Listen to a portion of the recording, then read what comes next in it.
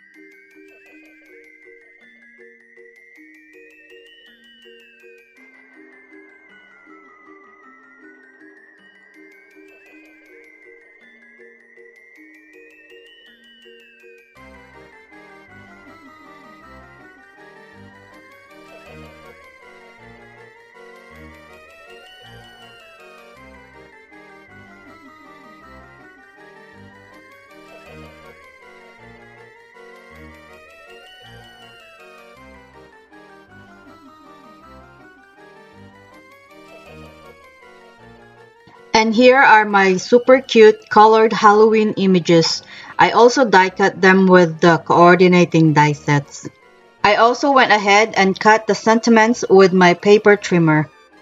And here are my scraps of Halloween papers. The square scraps, I think those are scraps from making Halloween treat bags for the trick-or-treaters that we had in Alaska. I didn't throw them away because I know I can still use them. So here I'm sorting them uh, out so I can see what I have. And then I'm going to begin adhering the pieces of scraps on 65-pound white cardstock. I'm going to butt them up together and it's going to look like a quilt. And you can use dry adhesive here, but I prefer to use the art glitter glue so I can still move them if I need to.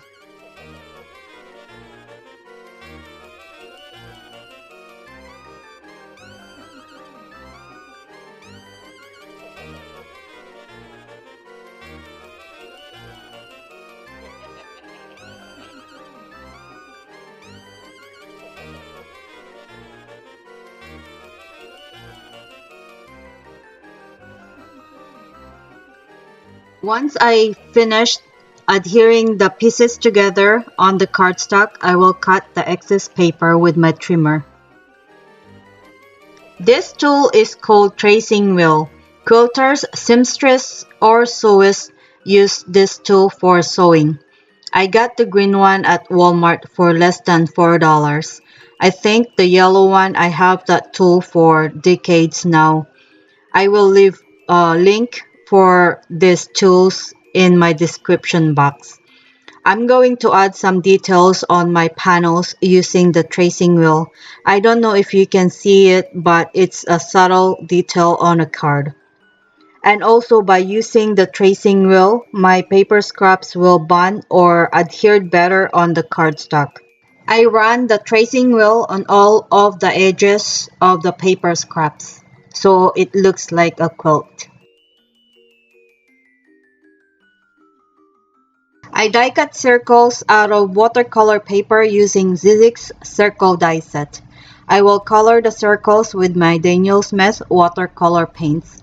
So first I add the clear water and then drop the color on the paper.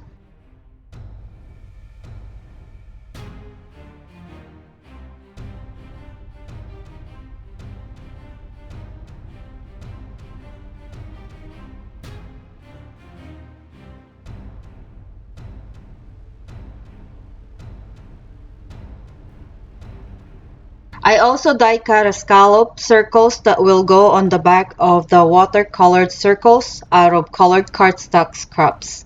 And then these die cuts are ready to adhere together. So even the colored cardstock, those are also my scraps. I didn't throw them away. And now I can use them on this project.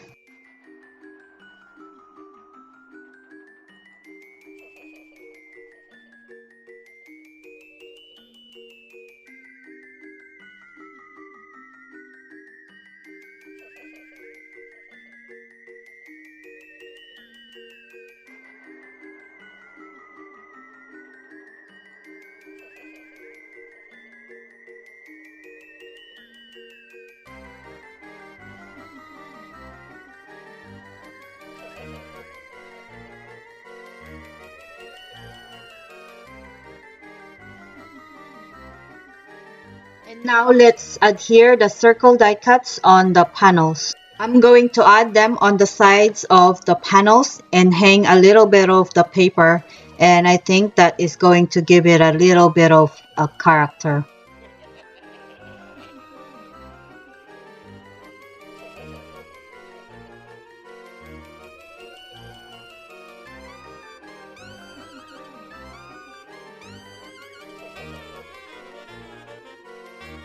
And now I'm going to cut the extra papers that are hanging off the edges with my paper trimmer.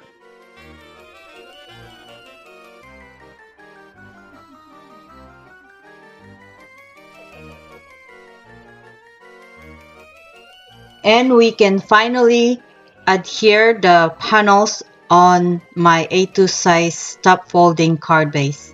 Some of the card base are side folding, I just use what I have.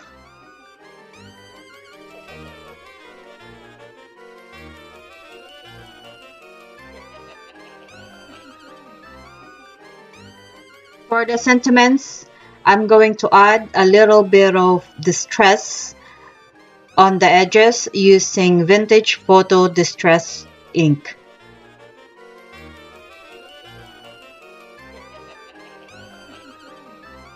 And now we can adhere the images and sentiments on top of the watercolored circles. I pop them up using foam tape.